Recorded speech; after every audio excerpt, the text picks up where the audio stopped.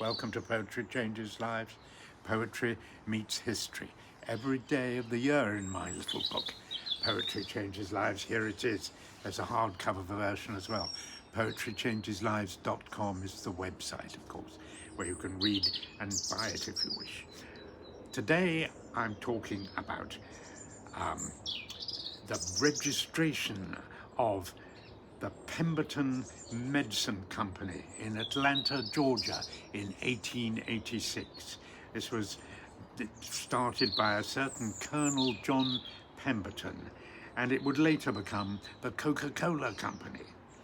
Pemberton was a Civil War veteran who'd been wounded and subsequently became addicted to morphine. He was looking for a substitute medicine.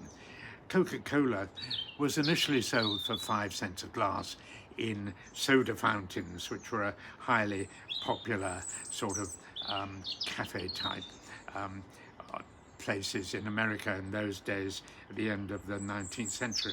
The formula for the drink called for 5 ounces of coca leaf per gallon of syrup, a significant dose of what was effectively a form of cocaine. An estimated 9 milligrams per glass was in the original Coca-Cola. No wonder it became highly popular very quickly. In 1903, the cocaine-like substance was removed altogether, of course. Daily selling servings of the drink, now estimated to be over 2 billion a day worldwide.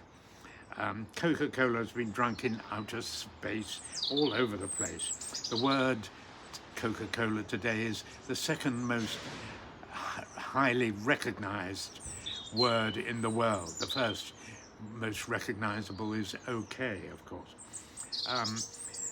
That's a long way from an average 5 servings a day in an Atlanta drugstore. Today's poem is entitled A Drinking Song by William Butler Yeats, that wonderful Irish poet, though he lived most of his life in England, of course. Here it is. Wine comes in at the mouth, and love comes in at the eye. That's all we shall know of truth before we grow old and die. I lift the glass to my mouth, I look at you, and I sigh. William Butler Yeats, I think, was a better poet when he talks about magical mythology and mystery, but it's still not bad. I look at the world and the stranglehold that big business has sometimes on people, and I tell myself I have to accept the things I cannot change, and just change the things I can, and be grateful for the things that I have, such as Coca-Cola sometimes. Thanks for listening.